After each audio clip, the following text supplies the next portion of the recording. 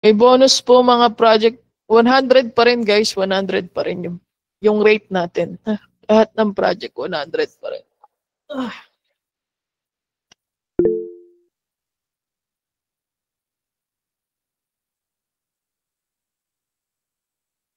O kaya wag yung sinasayang yung project natin guys. Ha? Kesa naglalakwatsa pa kayo or nagko-commute pa kayo para mag-work sa labas. So, diyan ka na lang sa bahay niyo. Patusin niyo na lang yung 100. Di ba? O hindi per map ha. Hindi yun per map. Ano yun? Based sa edit yun. Ha? Based yun sa naka-edit. Baka malugi sila kung per map yun.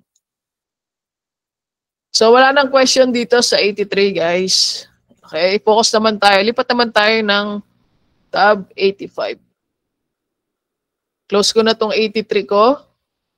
Pero tandaan, guys, lagi yung tatandaan yung mga sinasabi ko. Ha? Yung bawat words na lumalabas sa bibig ko. For tab 4483, meron tayong 4 pixels error. At ang gagawin nyo lang doon, fix nyo yung obvious errors ng road for BOC boundary, which is yung kanina dinedemo ko. And then, ignore natin yung ibang errors doon kahit gaano pa kalaki. Okay? Yun lang ang gagawin nyo sa 4483. Pagtapos ng 4483, meron pa tayong 4485. Almost same ng rules, pero medyo kailangan lang nating ayusin yung mga nakikita nating big errors doon sa 83 sa 85 ngayon. Yun lang naman. Tapos kailangan din baguhin yung mga nature na nasa gilid ng road. Kung meron man kayong nakikita dyan. Parang wala kang nakita dito. Teka, kuha pa akong bago. Yung parang ano guys, yung planting strips, ganun. Pero kung ano yun, kung grass yun, then lagay nyo as grass. Pero kung forest, then lagay nyo, yun, forest. Kailangan magkaroon tayo ng planting strips dito. Wala.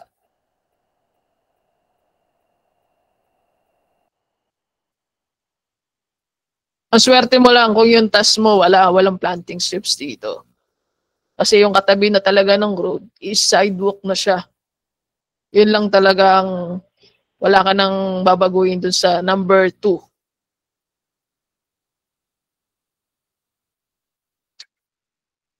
Pero check natin dito. Ayun. Yan. Dito medyo madami. Okay.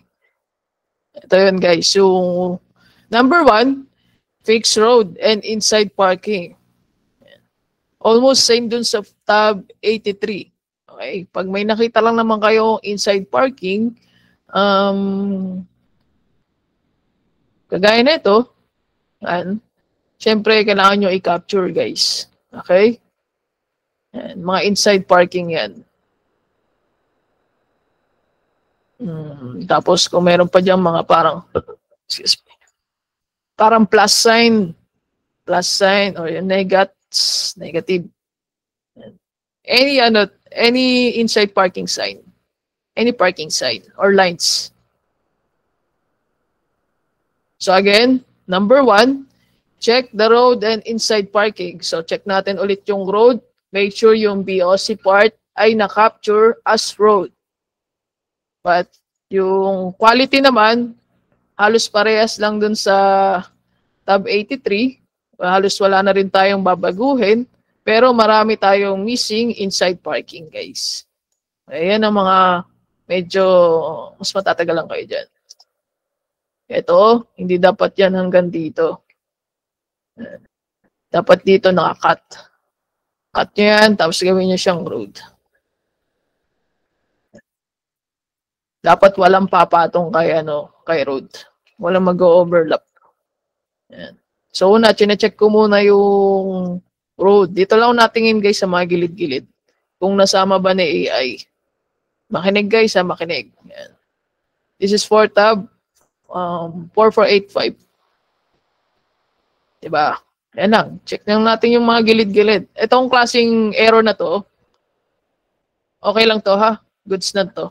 Huwag nyo na yan ayusin. Focus pa rin tayo sa obvious error. Yan. So, itong test na to, wala na akong inaayos sa road, kundi yung isa lang kanina, yung sa driveway. Pero marami akong inside parking na nakikita. So, paano i-capture ang inside parking?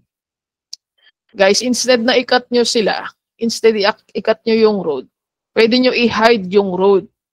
Tsaka kayo maglalagay ng inside parking. Asan ang inside parking? Ayun, 14. Ganito lang guys.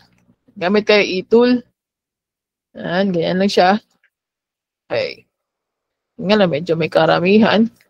Lahat lang na mayroong parking lines ha. Doon lang kayo maglalagay. Yan. Nagets ba guys? Nagets? Una, i-hide muna ang road part. Then, capture natin ang inside parking. Yan lang. Mas mabilis, di ba? So, syempre, pag naglalag pa rin, huwag kalimutan i-hide or i-uncheck ang neighbor files. Very easy project, guys. Kailangan masanay kayo sa LC, ha? Kasi more on LC tayo before the New Year ends. Ito din, medyo may kalawakan. Sama nyo na i-hide si road intersection.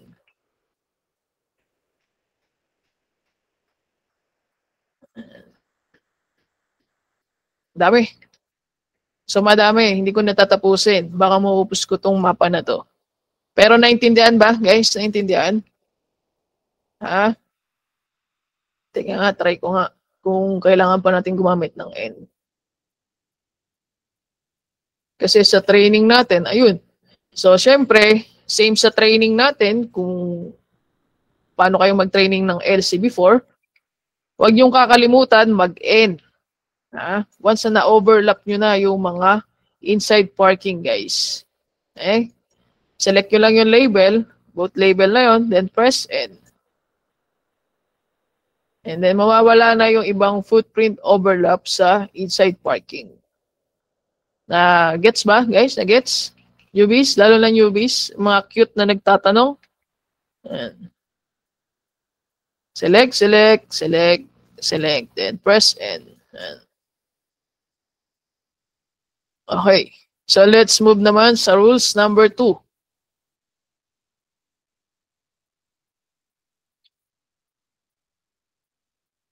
Mamaya ko na sasagutin yung question nyo, guys. Makinig muna. Lipat naman tayo sa rules number 2. Okay. Sa number 2 na yon, fixed nature and classification on roadside only. So, which is yung mga planting strips lang. Kagaya ng katabi nito. Ito yung road. Ito naman yung sidewalk. Tapos yan, yung mga nasa gitna nila, yung pinanggitnaan nila, ito lang ang aayusin natin, guys. Okay?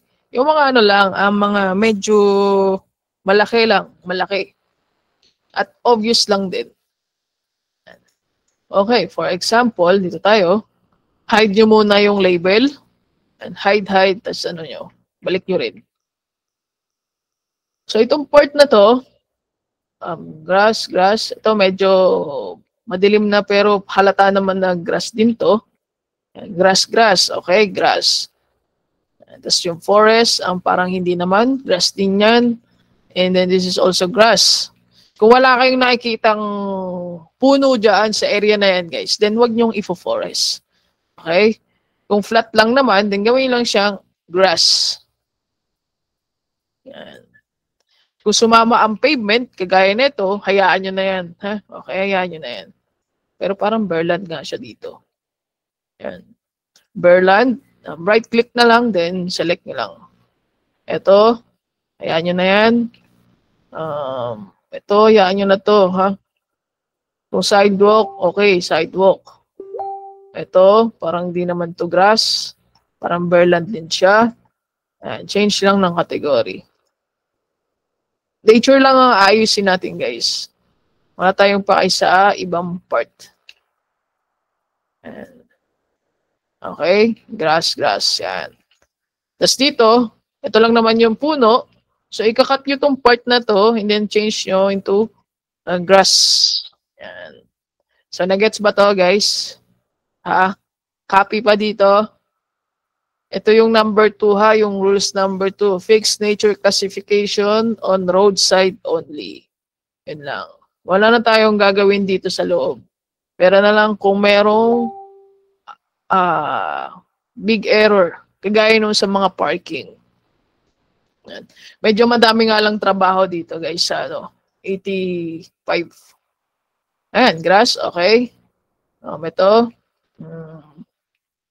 Gawin nyo siyang grass din. Tapos dito, para may forest naman, gawin nyo siyang forest. Dito, okay, hayaan nyo siyang grass lang. Berland, okay, Berland. Tapos dito, parang hindi naman to shrub, then lagay nyo is Berland or grass kung mukha man siyang Berland. Ito, medyo may pagka-Berland. Yan lang ang ayusin natin ha.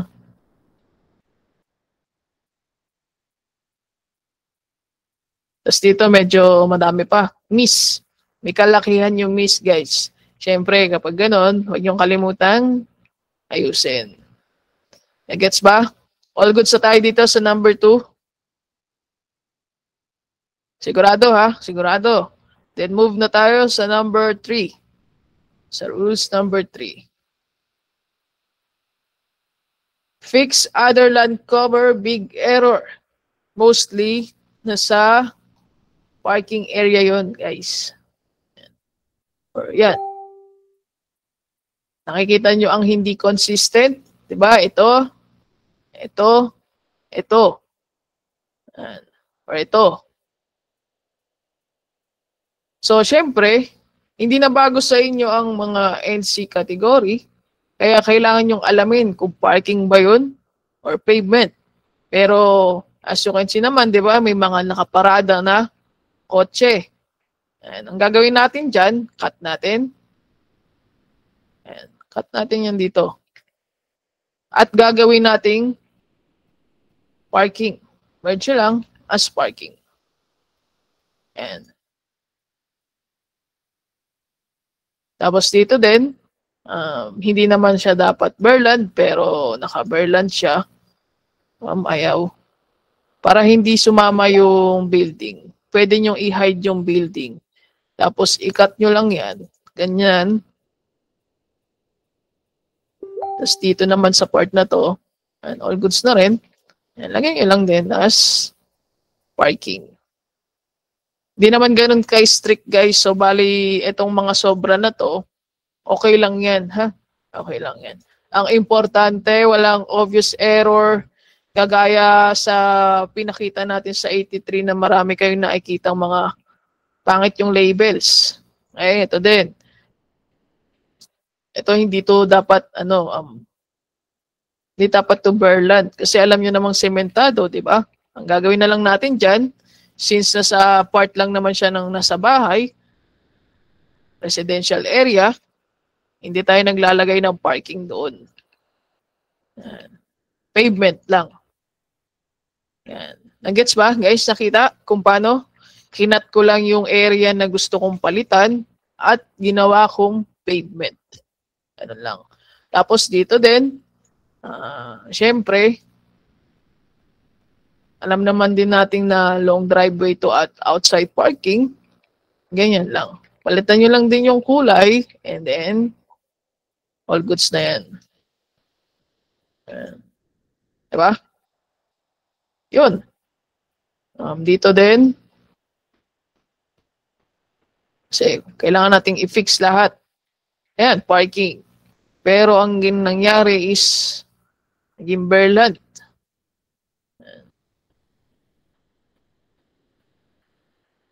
Ayan, all goods na, di ba? Mas okay na siyang tignan. Pero ingat kayo ha, may sumasamang hindi dapat kasali. Example, dito, naging parking din. Tapos ito, okay na yan. Basta obvious lang, obvious part lang kagaya rin nito.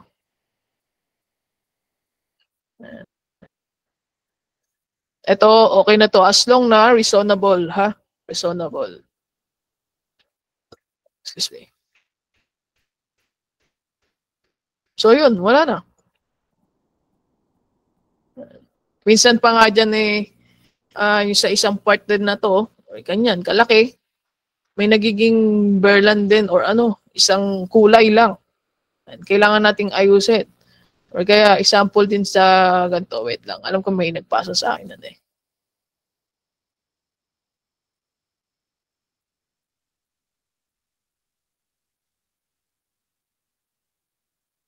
Papakita ko lang din sa inyo yung isa pang pinaka-obvious na error. Ayan. So imagine this is tab 85. Ay papakita ko lang sa inyo kung ano yung inconsistent na label. Ayan. Ito, okay. Walang magsasubmit ng ganyan sa tab 85, guys. Kailangan nyo siyang ayusin, ha? Gawin nyo yung kung ano yung nakikita nyo, kung payment ba yun, or parking, okay? Basta, iwasan ng mixed color. Naintindihan ba, guys? Pero parang wala naman siguro dito nun. Sa ano lang yan, tab 83 lang yan.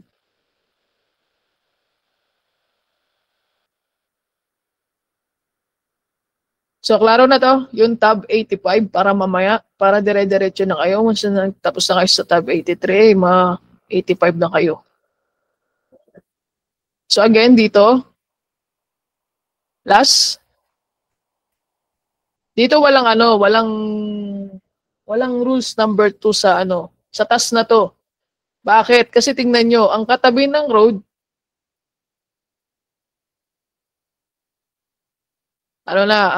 sidewalk na.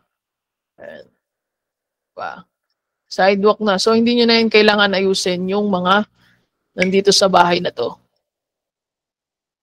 Klaro ba to? Guys, klaro to?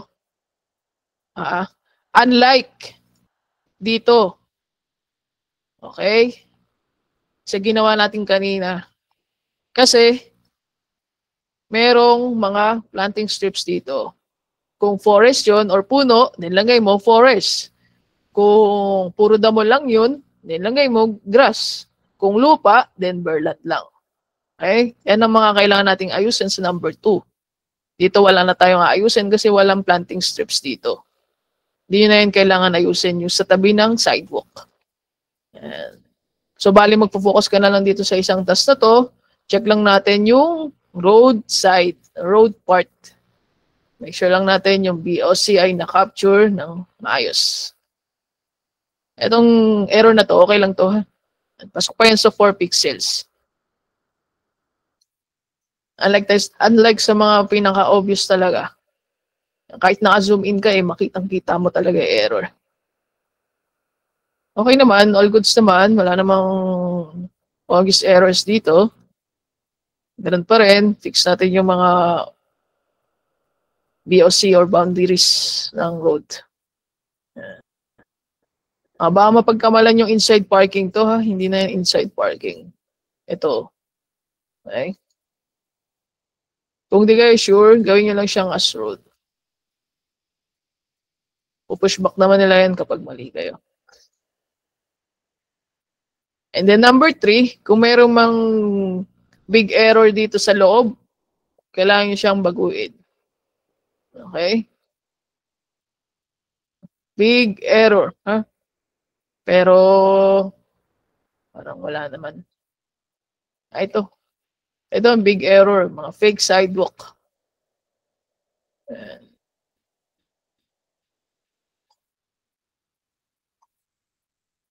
Dapat walang sidewalk dyan, pero nilagyan ng sidewalk. Ito okay na to kung hanggang dyan lang.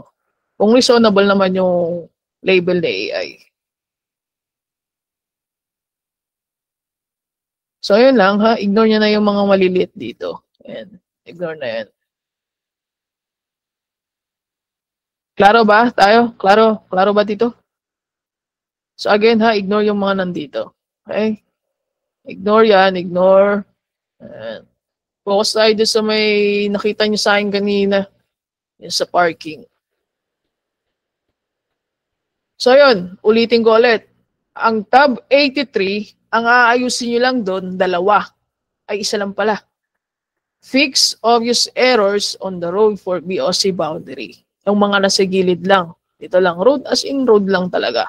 Pero sa tab 4485, Fix nyo yung road and inside parking. If miss, capture nyo yung inside parking. Tapos, fix nyo yung nature classification on roadside only. So, which is yung parang planting strips, ha? Ito. Okay? Make sure nyo kung ano yung image niya nandun, kailangan nyo siyang palitan ng kulay. If grass ba siya, then gawin mo siyang grass. Kung forest ba yun, gaya nito, exclude mo tong part na to, then palitan mo siya as forest. Klaro ba dito sa number 2, guys? And then yung number 3, fix lang ang ibang LC big error, kagaya nung inedit ko kanina dito sa mga parking. Yun lang. And the rest, kagaya nito, ignore na natin yan. Okay?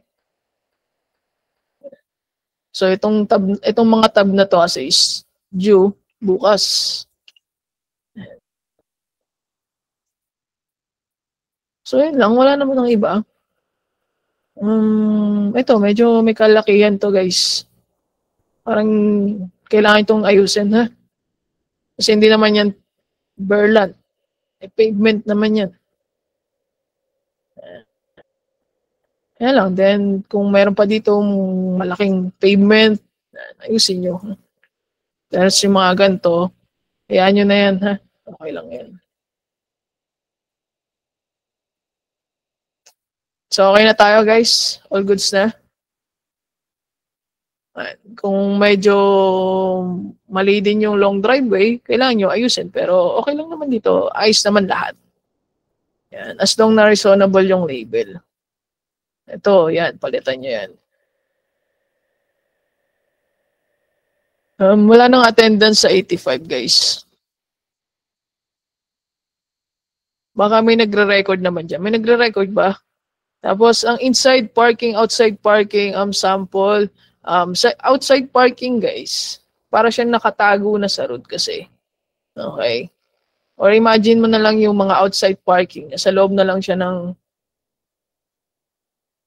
ng commercial area. Mga nasa gilid-gilid. Yung mga yan, oh. And, one row parking. Yan lang yung inside parking nyo.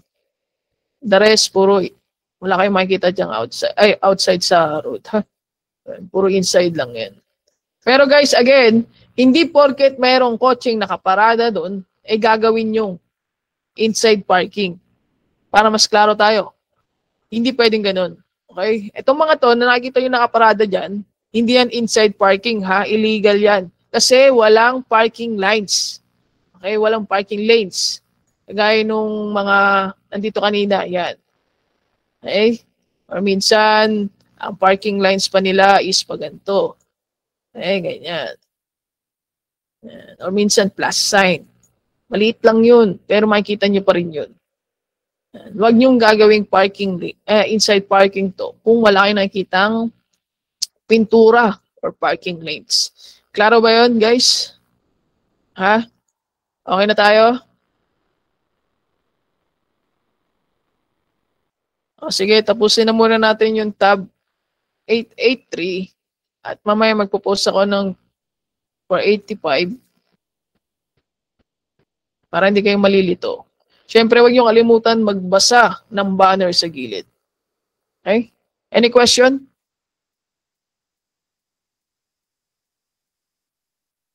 Okay, none. Okay, sige guys. Balik na kayo sa 83, ha? Bye-bye.